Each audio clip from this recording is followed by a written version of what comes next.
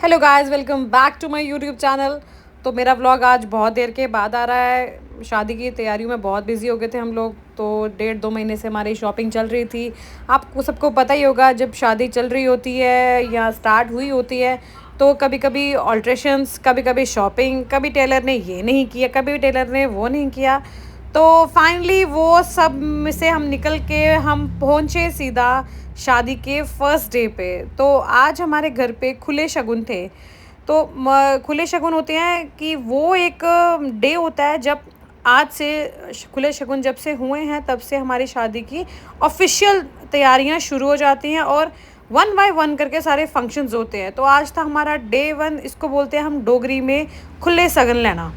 ते असें की किता, पंडित जी और आइए है ते उन्हें पहले दिया जलाया। दिया जलाने को बाद मम्मी ने सारें गी शगुन दी चुन्नियां दित्तियां ते जेह्ड़े ओह् बंदे न हत्थे च जेह्ड़े शगुन दी गाने शाने होंदे ओह् दित्ते। ते ओह्दे बाद सारी त्यारियां होई गेदियां हियां ते सारी जनानियां आई गेदियां हियां इत्थै।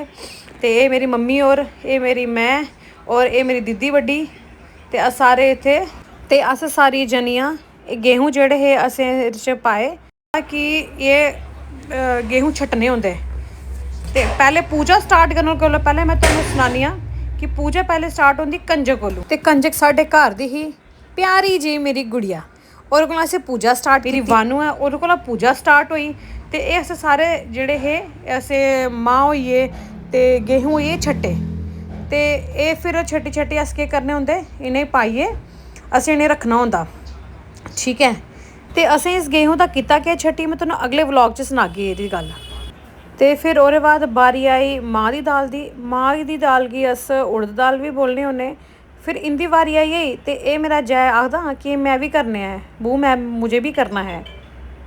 ते एह् मेरी मम्मी होरें कीता। ओह्दे बाद मेरी चाची होरें एह् छट्टा दियां हियां मांह्। ओह्दे बाद एह् मेरी बड्डी दीदी ने, एह् मेरी ताई जी ने कीता। ते बारी बारी एह् मेरी बड्डी दीदी, एह् मेरी मम्मी सासू मां होरें कन्नै वानू बी करा दी ही। ते एह् मेरी बड्डी भरजाई ते ओह्दे कन्नै मेरा एह् जय बेबी।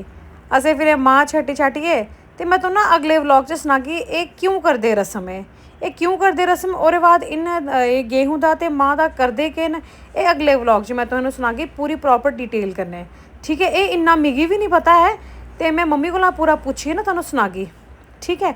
ओह्दे बाद केह् होएआ कि अस पूजा शूजा कोला फ्री होइयै ते बाहर कैमरामैन आखन लगा कि आओ दीदी सारे जने बाहर फोटो शोटो खिच्चै।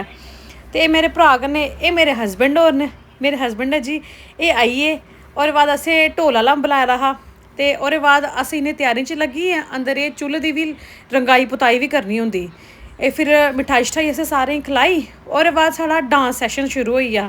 ते मैं जियां नच्चा दी ही ते मेरी कुड़ी आखदी कि मम्मी मी भी कन्नै लेई चलो, मैं आपके साथ ही करना है मैंने। एह् बोलदी थोह्ड़ा थोह्ड़ा निक्का निक्का मिट्ठा मिट्ठा बोलदी ऐ। एह् मेरी बड्डी दीदी होर न ते एह् मेरी वानू है, एह् मैं। अस नच्ची नच्ची नच्ची नच्ची बुरे हाल कीते। एह् दिक्खो बुरे हाल होआ दे साढ़े। एह् में आखदी मैं छड्डना ही निं तैनूं, ठीक है। ओह्दे बाद शाम होई, बड़ा टाइम होई गेआ ते अज्ज असें संगीत बी रक्खे दे हे। ते संगीत रक्खे दे हे, मी ते बौह्ने दा टाइम लग्गेआ निं। मेरी बेचारी वानू थोह्ड़ा परेशान गै रेही। इत्थै सारी जनानियां एह् संगीत सैरामनी करा दियां हियां, गीतां शीतां गोआ दियां हियां अस ते जनानी कट्ठी होइयै गीत बड़ी शैल गा दियां हियां। मैं गीत बड़े बड्डे सुने, बट एह् ले जी जेह्ड़े गा दियां ना बड़ा फनी लग्गा दा हा, बड़ा मज़ा आ दा हा गीत गाने दा इं'दे कोलू। ते पता निं कुत्थूं कुत्थूं तुप्पी तुप्पियै गाने लेआंदियां एह्। ते एह् सब तो ज़्यादा साढ़ी म्हल्ले दी जनानियां बी ऐहियां एह्दे बिच्च, मेरी दीदी होर बी ऐहियां, ताई चाचियां सारी जनियां आई दियां हियां। ते असें बड़ा इंजॉय कीता। ओह्दे बाद शाम होई, साढ़ी एनर्जी बड़ी लो होई दी ही। ते मैं अपनी चाची दी कुड़ी दा वेट करा दी ही। एह् मेरे चाचू दा मुंडा बी आए दा। ते एह् चाची दी कुड़ी मैं आखन लगी दीदी मुझे भी अपने व्लॉग में ले लो और मैं कैसे इंट्रोडक्शन करूँगी वो मैं आपको बताती हूँ। तो यहाँ पे हम कज़न्स की मस्ती वस्ती चल रही थी। तो मस्ती वस्ती चल रही थी तो ये बेचारी कहती दीदी इंट्रोडक्शन करवाती हूँ। ये मेरे चाचू सबसे छोटे चाचू की बेटी है ये। तो ये मुझे कहती दीदी आओ बनाते हैं व्लॉग श्लॉग बनाते हैं, आप मुझे भी इंट्रोड्यूस करवाना। और ये अगेन वानू मेरे साथ मस्ती करती हुई ये हम सब बैठे हुए थे, ऐसी बातें कर रहे थे। काफ़ी थक चुके थे हम इस टाइम तक आते आते। शाम भी बहुत हो गई थी, थक भी गए थे और मन भी नहीं कर रहा था कोई काम करने का या कुछ डांस करने का। तो ये मेरी भाभी इनको मैंने बुलाया, मैंने कहा भाभी बस करो काम, अब आ जाओ, थोड़ा हम फ़ोटो शूट कर लेते हैं, थोड़ा व्लॉग्स में आपको ले आते हैं। तो बस मैंने बैठे बैठे ही बनाया, मेरी हिम्मत नहीं हो रही थी। और ये मेरा कज़न, ये बहुत शर्माता है, ये कहता नहीं मैंने नहीं आऊँगा। मैं कहा यार आ जा, फेस तो दिखा ले। क्या फेस भी नहीं दिखा रहा था। और ये मेरी बड़ी ताई जी, ये हमको कह रहे थे आप बच्चों क्या मस्ती कर रहे हो। हमने कहा हम अंदर, अब अंदर नहीं आएंगे, आप आओ बाहर। इनको बाहर बुलाया, ये इनका जाने का टाइम भी हो गया था। और ये मुझे कहती कहती इसको बारी बारी याद आ रहा था कि अब क्या बोलना है, अब क्या बोलना है। ये आगे आगे नहीं देखते, जब ये देखते ना कि 4-5 जने इकट्ठे हुए हैं क्या कर रहे हैं, और ये अपनी मम्मी का पीछा नहीं छोड़ता। जैसे मेरी वानू मेरे साथ है, वैसे जय भी अपनी मम्मी के साथ है। और ये देखो, ये देखो, अभी मैंने नाम लिया और सडनली ये वाला क्लिप सामने आ गया। एनी कहती से वेव टू एवरीवन।